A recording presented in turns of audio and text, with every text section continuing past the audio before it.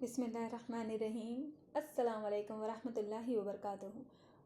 तो इससे पहले हमारा जो लास्ट लेक्चर हुआ है, हम उसमें जो देख रहे थे हमारा क्या चल रहा है, याद है ना आप लोग को? हम लोग देख रहे हैं कि भारत के सामने जो चैलेंजेस है, मौजूदा दौर में जो चैलेंजेस है, उनके बारे में हम मालूमात हासिल कर रहे हैं। ठीक है, तो फर्स्ट हमने देखा चैलेंज जो है, उसमें जो था जम्मू कश्मीर के जो हालात थे वहाँ के, उसके मुतालिक चैलेंज। सेकंड हमने देखा नक्सलाइट का जो मसला है उसके बारे में। आज हमको जो देखना है, आज हमारा जो आगे का हिस्सा है, लेसन नंबर हमारा 4, आज का भारत, अमन इस्तेकाम और कौमी एकजहती को चैलेंजेस। ठीक है, और हमारा पार्ट है आज 8 पॉइंट, उसका जो रहेगा आज का पॉइंट है सी, और लास्ट वाला है। इंशाल्लाह हमारा आज ये लेसन अल्हम्दुलिल्लाह से कंप्लीट हो जाएगा। ठीक है, तो आज हमारा जो लास्ट वाला जो चैलेंज है मौजूदा दौर का, यानी जो शदीद चैलेंजेस है, उनके बारे में ही हम देख रहे हैं। वैसे देखा जाए तो छोटे मोटे बहुत सारे प्रॉब्लम्स तो है, चैलेंजेस भी है, लेकिन ख़ास वाले तो उसमें जो है टेररिज्म, यानी कि दहशतगर्दी। आपने टीवी न्यूज़ वगैरह में कभी देखा होगा कि किस तरह से होता है ये, या फिल्मों में भी देखे होंगे जो आप लोगों को उसमें भी आता है इसके मुतालिक। तो देखो दहशतगर्दी क्या है ये, तो यहाँ पर कैसा होता है दहशतगर्दी में, उमूमन यानी क्या किया जाता है, इसके ज़रिए से समाज में खौफ और दहशत का माहौल पैदा किया जाता है। ठीक है, और ये जो कार्रवाई की जाती है तो ये गैर क़ानूनी तौर पर तशद्दुद, हत्या, ताकत, धमकी का इस्तेमाल करके इनका मकसद क्या रहता है, सियासी मकासद को हासिल करना। और कोई भी चीज़ उनको हासिल करना है मीन्स उनका कैसा है तरीक़ेकार, क़ानूनी नहीं होता है, गैर क़ानूनी होता है। सामने वाले में डर पैदा करना, समाज में खौफ पैदा करना, और उसके ज़रिए से उनके जो कुछ भी डिमांड्स है या जो कुछ उनके मकासद है उसको हासिल करने की ये लोग कोशिश करते हैं। ये मतलब प्रॉपर वे से नहीं जाते, इनका जो रास्ता है ये बहुत ज़्यादा गलत रास्ता होता है। और इनोमियंस ज़्यादातर जो बनाते हैं, इनका जो निशाना होता है वो आम शहरी होते हैं, जिनको नर्म निशाना भी कहा जाता है। ठीक है, ये वाला आपको एग्ज़ाम में आ सकता है, चाहे तो मतलब कि एक छोटे 2 नंबर का अगर रहा उसमें भी आ सकता है, कभी फिल इन द ब्लैंक्स में भी आ सकता है। इम्पॉर्टेंट है ये नर्म निशाना, या वजूहत में भी पूछ सकता है। तो ये दहशत गर्दों के लिए जो आमतौर पर जो निशाना होते हैं वो मेन कौन होते हैं, देखो शहरी। अक्सर देखो आप लोग देखे होंगे फिल्मों में कि किस तरह से वो कैसा होता है, अचानक जहाँ पर बहुत ज़्यादा पब्लिक वगैरह होती है, पब्लिक प्लेस, मार्केट प्लेस, तो वो सुसाइड बॉम्बर जो होते हैं किसी के जिस्म पर पूरे लगा दिए जाते हैं बॉम्ब, और वो वहाँ पर पहुँच वो अपने आप को उड़ा लेता है। नतीजा क्या होता है, वहाँ बहुत सारे लोग मारे जाते हैं। तो उससे कैसा होता है, पूरे समाज में एक डर का, खौफ का माहौल पैदा हो जाता है। और फिर उसके बाद वो लोग क्या करते हैं कि हाँ, अपने डिमांड्स जारी करते हैं हुकूमत के सामने कि हमारी ये मांगे पूरी की जाए, अगर आप लोग नहीं करोगे तो हम ये इस तरह का अमल फिर दोबारा दोहराएंगे। तो इस तरह से दहशतगर्दों का निशाना कौन होता है, शहरी होते हैं ज़्यादातर, और उसे नर्म निशाना कहा जाता है। और ये कहाँ पर करते हैं ज़्यादातर अटैक्स वगैरह, जो बस का जो रहता है, बस स्टैंड्स, रेलगाड़ी का जो होते हैं, उन्हें बाज़ारों पर ये लोग हमले करते हैं, और उसके ज़रिए से अवाम में क्या करते हैं, लोग खौफ पैदा करने की कोशिश करते हैं। ठीक है, तो ये जो है कि इस तरह से इनका जो कुछ भी मतलब जो रास्ता है वो बहुत ही मतलब निगेटिव टाइप का है, और इनका मकसद होता है वो हासिल करने के लिए वो सामने वाले जो बेगुनाह लोग हैं, वो जो शहरी है, उनके ऊपर भी ये रहम नहीं करते।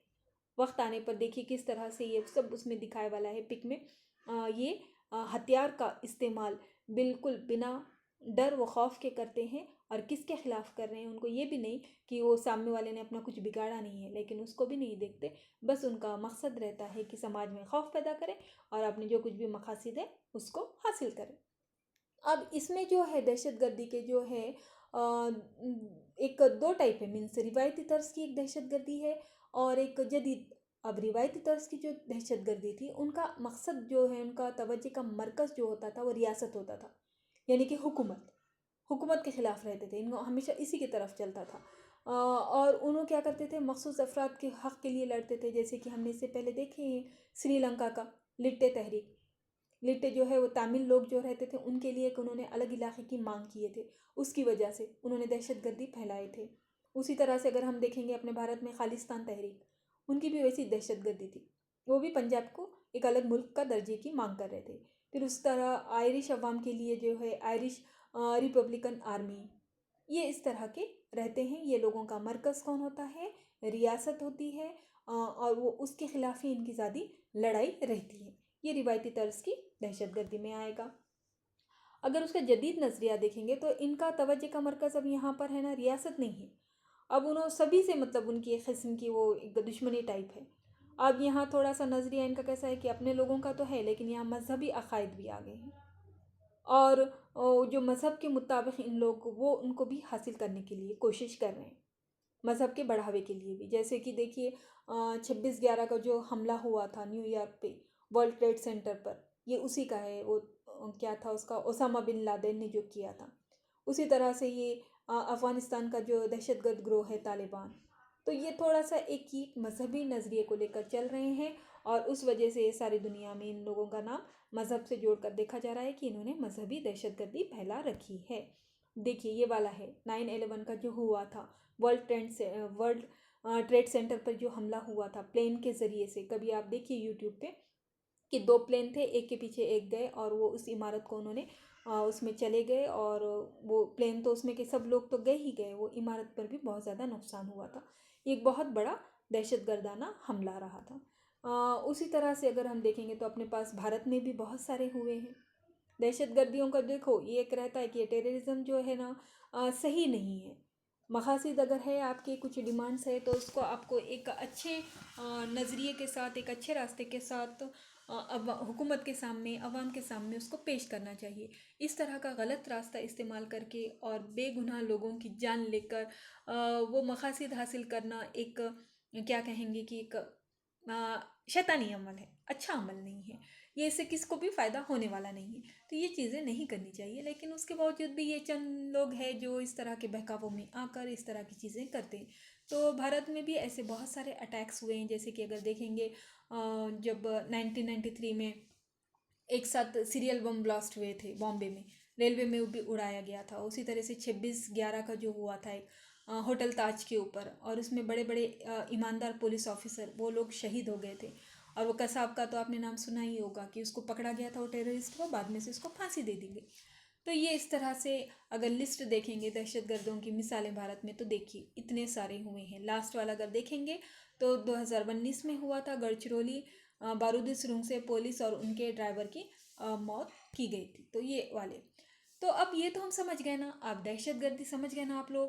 یہ والا اگر کوشچن آیا آپ لوگوں کو تو اچھے سے لکھنے آنا، سمجھ جاؤ بس، ہاں، کہ دہشت گرد کیا ہے، یہ لوگوں کا راستہ کیسا ہے، ان کے مقاصد کیا ہے۔ تو کیا ہے دہشت گرد؟ ان کا مقصد مطلب کیا کرتے ہیں یہ لوگ؟ سماج میں خوف و ہراس پھیلانے کی کوشش کرتے ہیں، اور اپنے مقاصد، پہلے سیاسی مقاصد ہوا کرتے تھے، اب مذہبی بھی ہے، وہ حاصل کرنے کی کوشش کرتے ہیں۔ اور ٹارگٹ کس کو بناتے ہیں؟ یہ عام لوگوں کو، اور وہ نرم نشانہ ہوتا ہے، ٹھیک ہے۔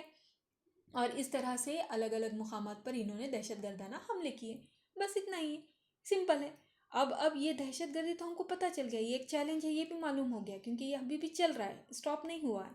اب ان کو حل بھی تو کرنا چاہیے نا، صرف ہے مسئلے ہے بول کے چل سکتا ہے کیا؟ نہیں، بلکہ ان کو سالو کرنے کی بھی کوشش ہے۔ تو اب اس کی جو ہے انہوں نے 3 سطح بتائے ہیں کہ کس طرح سے حل کر سکتے ہیں۔ تو فرسٹ ون بتایا گیا ہے کہ بنیادی سطح ریاستی مقاصد، کہ ریاست کو جو ہے ہر کام دستوری مشنری کی مدد سے کرنا چاہیے، یعنی ریاست یعنی حکومت کو کام جو کرنا ہے تو پورا قانون کے مطابق کرنا چاہیے۔ اور اس میں جو انہوں نے جو بھی کچھ بنایا ہے دستور کے ذریعے سے جو کام کر رہے، تو اس میں عام لوگوں کو بھی عوامی نمائندگی بھی دینی چاہیے، کیونکہ عام لوگ رہیں گے تو وہ صحیح طریقے سے مسئلوں کو سمجھ سکیں گے۔ گراؤنڈ لیول کے بڑے بڑے لیول کے VIP لوگوں کو اس میں بٹھا دیا گیا، بڑے بڑے پولیٹیشینز کو بٹھا دیا گیا، تو ان کو کیا پتہ چلے گا گراؤنڈ لیول پر یہ لوگ جو کر رہے ہیں دہشت گردی، ان کا کیا پرابلم ہے؟ تو اس لیے عام لوگوں کو بھی اس میں نمائندگی دینی چاہیے۔ اور کیا کرنا چاہیے؟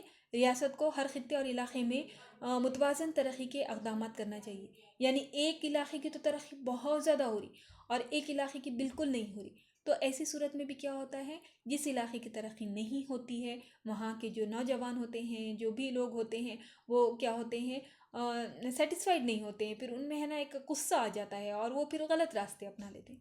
تو ریاست کی یہ ذمہ داری ہے کہ انہیں سب طرف کی ترقی کو یکساں کرنے کی کوشش کرنا۔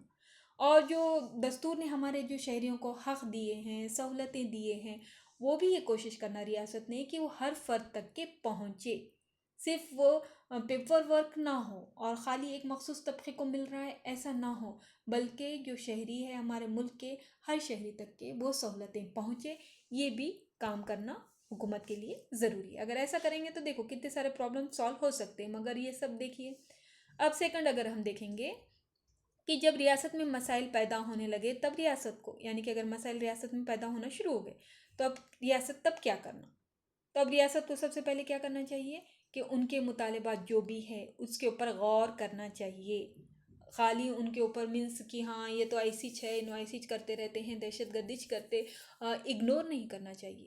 کیا مطالبات ہے، صحیح ہے کیا، جائز ہے کیا، ان پر اگر ہم اپلائی کریں گے تو کچھ کسی کا نقصان تو نہیں ہوگا نا، یہ تمام چیزیں سوچنا، ان پہ غور کرنا، ٹھیک ہے۔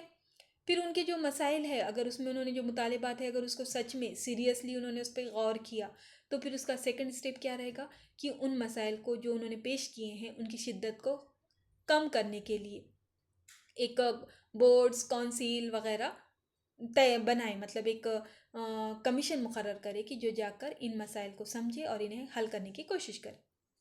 اس کے بعد کیا کریں گے، یہ پسماندہ اور مسائل زیادہ علاقوں میں نئی نئی فیکٹریز صنعتیں جاری کرنا، کیونکہ روزگار جب ملے گا تو ظاہر سی بات ہے کہ بہت سارے مسئلے حل ہو جائیں گے۔ مین پرابلم کی جڑ کیا ہوتی ہے، معاشی مسئلہ ہوتا ہے۔ پیسہ اگر نہیں ہوگا تو ایک اچھا بھلا انسان بھی غلط راستے کو اپنا سکتا ہے، ٹھیک ہے۔